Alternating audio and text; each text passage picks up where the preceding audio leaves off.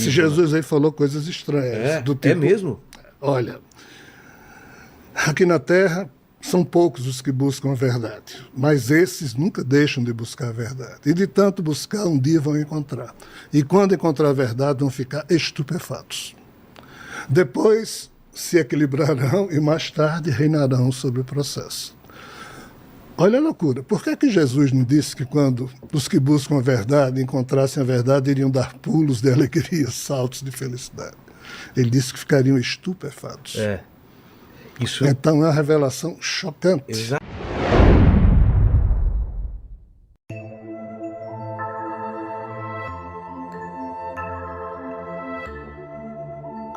Jesus, ele tem três faces nessa história que hoje, para nós, 2000 anos depois, só chegou uma delas. Tá. Qual é a primeira face? Quando Jesus morreu, os apóstolos se reuniram em Jerusalém com medo e diziam que o legado de Jesus só era para ser repassado para os judeus. Então, os 11 apóstolos, o Judas já havia se suicidado, então os 11 que sobraram criaram, entre aspas, uma versão de Jesus, que era Jesus o Galileu, que era o cara que aqueles apóstolos tinham conhecido. Dos 12 apóstolos de Jesus, 11 ele escolheu da Galileia, só um ele escolheu da Judéia. E esse um foi Judas Iscariotes. Exatamente o que dizem Isso que o traiu. algum significado, alguma simbologia? Tem, mas aí Tá. eu posso até voltar. Depois a gente volta, então, tá. Então, assim, fica o Jesus e o Galileu, que os apóstolos criaram, mas depois Jesus de morto olhou e viu, olha, eles não entenderam nada. Aí ele foi atrás de Saulo de Tarso, que era um judeu do Sinédrio, que perseguia os cristãos. Exato. Aí Saulo, Jesus aparece para ele ressuscitado, resolve se batizar cristamente falando de Paulo, e sai anunciando Jesus para o resto do mundo, coisa que os apóstolos não queriam fazer, porque Então, era só para judeus. O plano deles era só para judeus, então? Paulo que faz essa... Isso. Aí Paulo cria o quê? A figura de Jesus, o superstar da Marvel, Jesus o Cristo. Jesus nunca foi chamado de Cristo quando esteve vivo. Não? Nunca. O Vem de termo Paulo? Cristo só surgiu depois que Jesus morreu, apareceu a Paulo, e Paulo começou a criar igrejas, aí falava de Jesus, o Christos em grego, quer dizer o ungido. O que estava na plaquinha? Jesus, rei dos judeus. Ah, tá. Era Jesus o tinha nada Cristo, de como Cristo, a turma. tá. Nada disso. Era o rei dos judeus, estava ali escrito. Cristo, então, é uma coisa que vem depois, então? Aí Jesus olhou para o que Paulo fez e disse, mas não é isso que eu também queria, porque Paulo criou dois conceitos que Jesus nunca nem abriu a boca para falar deles. Quais? Um, o da salvação, e o outro, da justificação pela fé. Jesus dizia que seria dado a cada um de acordo com suas obras. Paulo criou, não, basta acreditar que está salvo. Aceitar que Jesus morreu pelos nossos pecados, está salvo. Isso. Tá? Foi Paulo que... Paulo foi quem inventou isso. Lutero retomou isso 1500 anos depois. Então, assim, até agora nós temos Jesus o Galileu e Jesus o Cristo, que Paulo inventou. Mas o Jesus ressuscitado, do jeito que pediu a Paulo, pediu também a Maria de Madalena, aí é onde aparece a figura dela, Sim. que ela organizasse um grupo de, não de apóstolos, mas de discípulos, porque Jesus tinha 12 apóstolos, mas tinha uns 100 discípulos. Esses 12 apóstolos, quase todos eram ignorantes e analfabetos, que eram da Galileia. Só que os discípulos eram judeus que viviam em cidades onde a cultura era helênica, ou seja, eram judeus que falavam grego, tinham uma abertura maior, eram figuras mais libertárias. Então, Maria de Madalena funda um grupo com esses discípulos e o Jesus ressuscitado começa a dar uma nova revelação, e Maria de Madalena, junto com esse grupo, eles organizam dezenas dos manuscritos que no século I e II foram os mais importantes, e aqui surge a terceira face de Jesus, que é Jesus o vivo. Por que o termo o vivo? Porque ele tinha sido crucificado, mas continuava vivo, ou seja, Jesus o ressuscitado. Aí, aqui, Maria de Madalena foi a grande expoente do cristianismo, só que a Igreja Católica, lá no século IV, acabou com isso. Preferiu apagar isso. Agora eu fiquei muito curioso por esses ensinamentos para Maria Madalena. Falavam sobre o quê? Que a igreja preferiu abafar isso. O que falava? Quando Jesus... Esse Jesus aí falou coisas estranhas. É? Do tipo, É mesmo? Olha, aqui na Terra são poucos os que buscam a verdade, mas esses nunca deixam de buscar a verdade. E de tanto buscar, um dia vão encontrar. E quando encontrar a verdade, vão ficar estupefatos. Depois se equilibrarão e mais tarde reinarão sobre o processo. Olha a loucura. Por que Jesus não disse que quando os que buscam a verdade encontrassem a verdade, iriam dar pulos de alegria, saltos de felicidade? Ele disse que ficariam estupefatos. Isso... Então é uma revelação chocante. Exato. Estupefato quer dizer... Esse Jesus ressuscitado falou coisas sobre o Deus bíblico, certo, a quem ele, quando vivo esteve, chamava de Abba, uma expressão aramaica que dizia pai. Abba, pai. Né? E o Jesus ressuscitado disse, esse Abba tem um problema.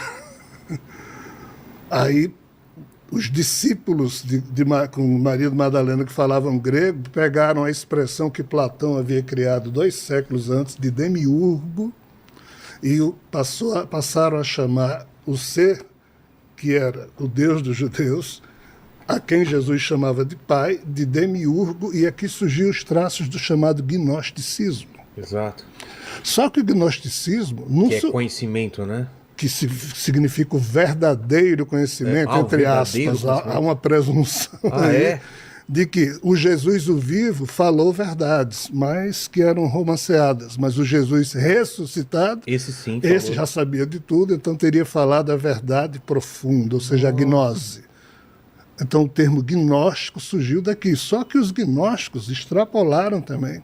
E passaram a chamar o Deus de Israel de diabo, coisa que Jesus nunca fez. Como assim? Pois seria o conceito demiurgo de Platão é um pouco respeitoso, ainda que diga que é um criador complicado. Mas diabo é diabo. Diabo é aquele que não presta, é a perversão da personificação de alguém. Né? Então os gnósticos começaram a odiar Javé, a detestar Javé. Aí o que é que o catolicismo fez no século IV? Fez uma jogada. Como é que diabos Deus, o Deus dos judeus, era aquela maluquice? Jesus era um bandido, tanto que foi crucificado como bandido, e de repente o cara agora ia ser herói. O que fazer? Exato. Então, na tradução para o latim... Do grego?